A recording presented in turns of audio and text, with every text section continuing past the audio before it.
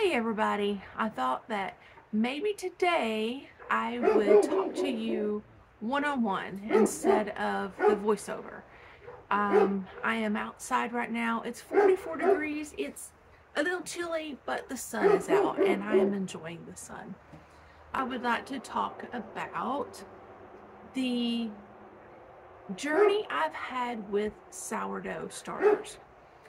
I thought that maybe I would go over some of my sourdough starter mistakes in making sourdough bread, and maybe that will help you.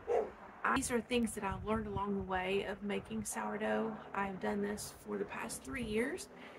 I have very much enjoyed learning all the ins and outs of sourdough, but it's taking a while to get there. You will have mistakes, you will have many blunders. You have to have the correct temperature, you have to have the correct water, you have to have the correct flour, you have to know when to do things, how much to discard, what to do. There's a lot of factors that play into having a good sourdough starter. And in order to make sourdough bread, you have to have a good sourdough starter. The first thing that is on my list is that you must discard. You must discard. When I first started making sourdough, I was not discarding at all. I was taking it out of the refrigerator once a week, feeding my sourdough starter, not even worrying about temperature, and putting it right back into the refrigerator. And you can't do that. The second thing is water. You've got to have the correct water. I did a video before on sourdough starter and I said to use distilled water. That may be okay for short term, but it is best to use spring water or rainwater. Rainwater catchment is great, and if you have rainwater, I would suggest using that. You can use non-chlorinated water and it will work. However, please do not ever use tap water. Tap water has so many chemicals in it that is really bad for your health and for sourdough starters. You can use all different types of flour, but the one that I use the most is rye. You can use all-purpose flour if store-bought is the only thing that you have access to. You can use wheat. We have wheat berries. We grind wheat berries. We can use that. You can use these in your starter. Now, I started out with 100% rye, and now I have went towards more wheat and a little bit of rye, and that seems to be really good for my starter. You have to know when to feed the starter. You need to do this once a week if you're going to put it in the refrigerator. If you're going to put it out on the countertop, you've got to do it every day. Sometimes when you are using all-purpose flour, it has so much protein in it that you may need to feed it more often than every 24 hours. If you have a little bit of what looks like watery substance on the top of your sourdough starter, it means it needs to be fed, and that means you need to feed it more often. So you may want to do that every 12 hours or so. With sourdough, there is no kneading whatsoever. You do not knead the flour. You need to do stretches and folds. And what that is just pulling the bread up, letting gravity take control, and it pulls all the gluten down, and then you fold it over and you do it again. You do that several times, but you let it rest in between. But you do not knead the bread that like you would with regular commercial yeast bread. Have you ever seen starters that have a lot of bubbles in them? That's great, but your starter doesn't only need the bubbles, it needs to have that sponginess a spongy look to it. In order to get that spongy look to it, you need to have a little bit less water in it and more flour. So instead of doing like a half a cup of flour and a half a cup of water, do a half a cup of flour and a little bit less water in order to get that sponginess. That is what the starter feeds off of. And so if you have more water in there, it doesn't have enough food to survive. So you need to have a lot of flour in there to allow it to feed. You should never ever rush sourdough bread.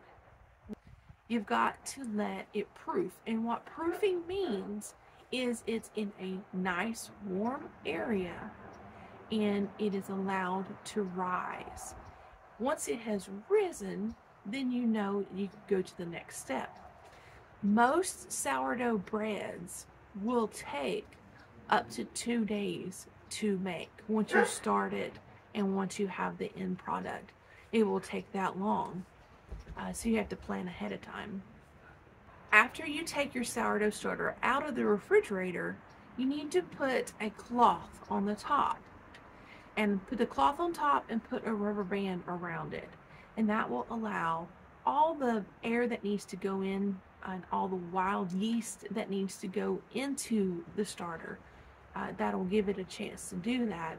But it will also keep all things out like bugs and flies and things, gnats. You don't want any of that in there. When you put it back into the refrigerator, make sure to put the lid on it. Temperature is very, very important when you have a sourdough starter. This is something that you have to learn over time. You can use all different types of methods to keep your sourdough starter warm.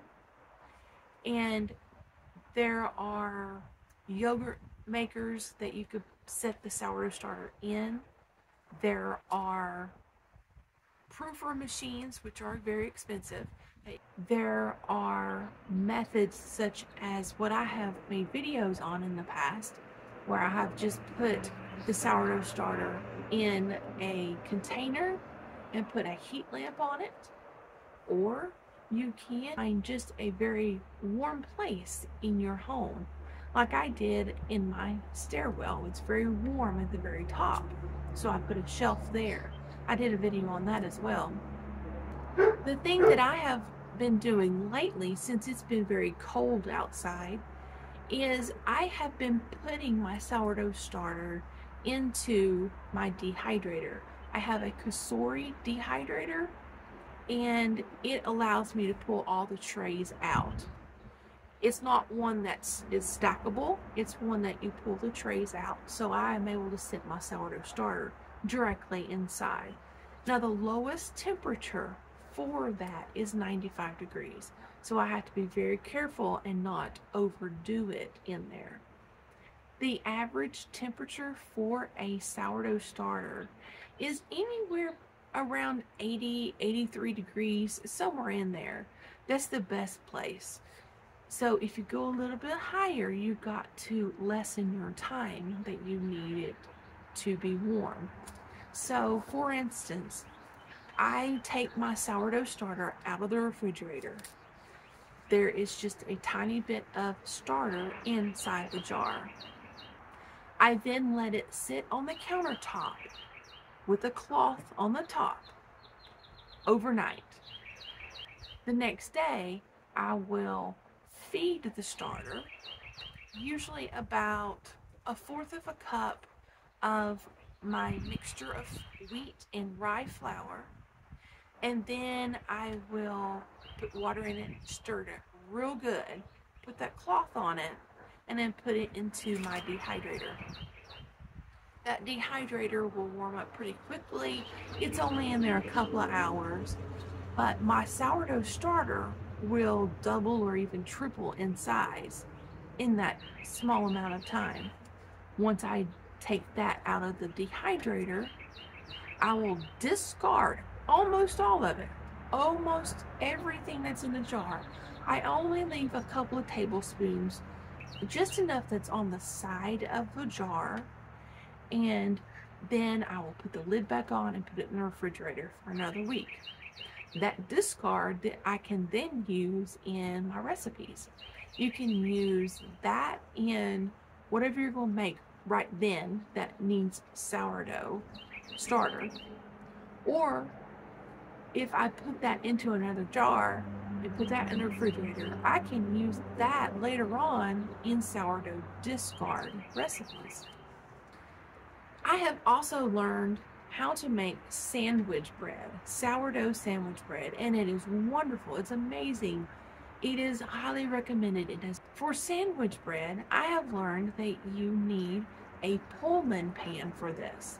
I do highly recommend a non-coated one. The Pullman pan has a lid that slides back and forth, and that Pullman pan will allow that bread to rise, just like the bread that you would buy in the store.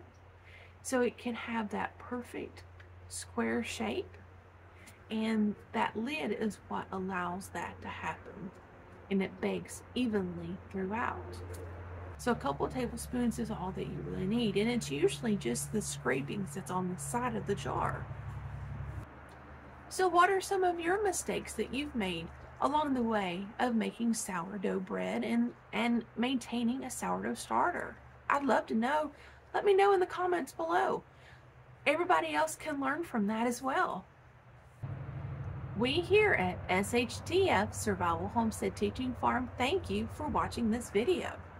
Please continue to help us help you by liking, sharing, and subscribing.